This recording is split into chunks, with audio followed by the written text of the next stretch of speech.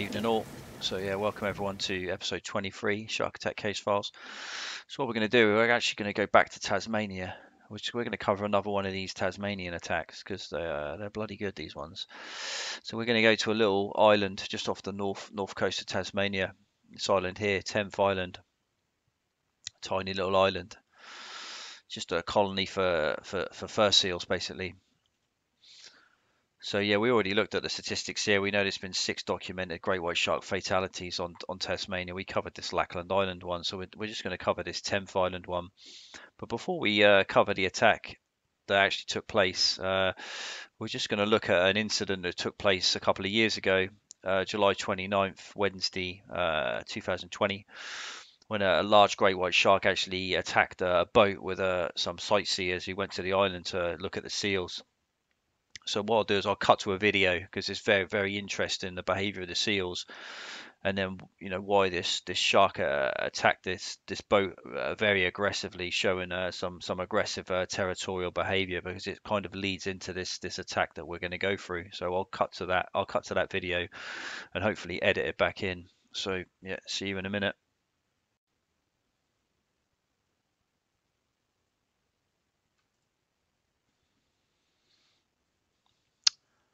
Yeah, so here's the clip from July 29th, 2020.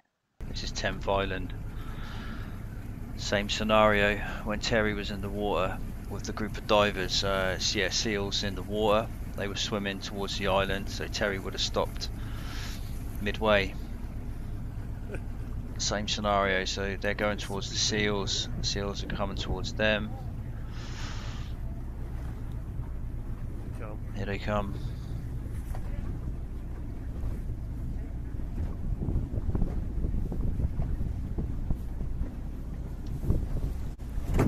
Bang. So that's the shark hit the back of the boat. And watch. Bang. Tail snap. Get the fuck out of Dodge.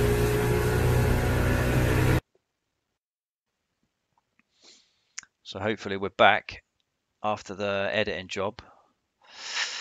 And yeah, we're going to be off 10th Island, Tasmania, June 5th, 1993. So Terry Cartwright, female, 35 years old. So she was scuba diving. She was attacked by a very large great white shark, 16, 17 foot, 5 meter shark. So yeah, she was attacked 5 to 11 in the morning. Roughly 8 meters of water, about 26 feet of water just off the island. Yeah, and they were about 150 meters off the main shoreline, so close to the small island, closer into the small island. Yeah, full moon phase, water temperature 13 degrees roughly, 55 Fahrenheit. Yeah, again, another catastrophic fatal injury. Very little of her was recovered, which we'll get into. And the main or the basic narrative is there's a group of scuba divers. So yeah, just getting into the main narrative. So you saw from the video clip how big that island was, and you can see there, the colony of fur seals there. So the narrative was the boat anchored up in roughly 15 meters of water in the channel, about 150 meters from shore, southern side of the island. Yeah, and on the boat was like the crew, and then it obviously included a small group of divers, including Terry herself, Terry Cartwright. And she was actually the mother of quadruplets. She had 4 kids on board, plus another kid, and her husband was on board. So there's quite a few people there. So Terry entered the water with the other divers, but when she entered the water, she was the second one in, and she was actually having problems adjusting her equipment, and she was sort of lagging behind a little bit. Yeah, and she sort of 20 meters on the surface towards the island, and the other boat instructed her to keep up with the group, so she's definitely lagging behind there. And apparently the water was alive with seals, like you saw from the video clip. It's the same scenario. Water was alive with seals. Seals were everywhere, and the seals were swimming below the divers as they began to sort of descend from the surface down to the bottom. And at this point, yeah, Terry was still having issues equalizing her air pressure as the other divers sort of continued on. yeah. And it was this point when she was in mid-water that she was just hit with tremendous force of a shark clamping around her torso, in its mouth.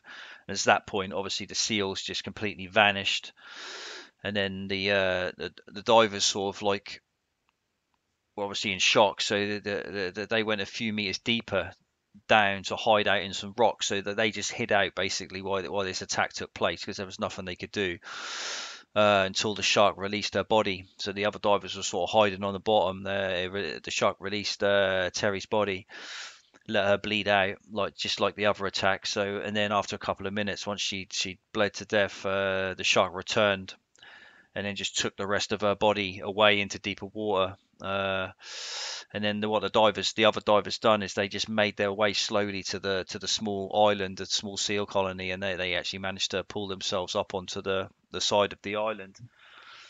And then the main boat was sort of wondering what they were doing, and they were like calling them over, like, come get us, come get us. And obviously Terry's husband was obviously concerned at this point. He's thinking, what's going on here? There must be something wrong. And noticed that he couldn't he couldn't see Terry anywhere. And then they sent like a small dinghy boat out to rescue the people on the island. Obviously came back, and yeah, Terry obviously was not there. Yeah, so obviously the husband was obviously in complete disarray, but apparently he managed to keep his wherewithal, and they obviously contacted the authorities, who came out. But when they got there, they were unable to do any further search. I think the weather conditions worsened, and also there was a pod of bloody killer whales came out of nowhere, just 1 nautical mile north. So the divers didn't feel comfortable entering the water to try and find her body. So nothing was ever recovered, apart from uh, a little while later during the afternoon, the pieces of a wetsuit and one leg was found wearing the yellow fin. So that was recovered. So they knew it was Terry's leg that they'd recovered about 1 kilometer north. But yeah, like I said, nothing else was ever found. And they made again no attempt to try and look for the shark or find the shark or anything, because they even the police chief noticed that it's the shark's environment, it's us who are trespassing. So you can see from the video footage and the picture there that obviously the sharks are there feeding on seals, and that they do become aggressive and territorial when they're feeding, particularly in an area where they want to sort of dominate, that particular area, in terms of territory. So that's their feeding territory. I mean, you wouldn't walk into a lion's den and expect to survive. So this is really a case of cause and effect. And what would have happened is, because she was drifted away from the group, that is a telltale mistake to make. Obviously, if you're moved away from a group of people, you're on your own. You're sitting in mid-water, adjusting your mask. You're ripe for the picking. You're basically just an injured seal there with your wetsuit on. So the shark noticed her in the mid-water and just made one catastrophic hit her, yeah, and just would have just cut her in half basically, and then let her bleed out, and then it came back for the rest of her, and all that was left was just that one leg that came off, and the shark took the rest away. So yeah, classic cause and effect. So yeah, uh, it's just amazing that like all those years later, there's still aggressive sharks in the area. So it just goes to show. I mean, if you'd have gone back in time, show her that video clip of that shark, I'm not sure anyone would get in the water there. I mean, why would you? It's yeah, incredibly stupid when you think about it. But obviously, hindsight's a powerful tool. So yeah, hope you enjoyed that one. There's certainly Tasmania has some very interesting attacks. So layers.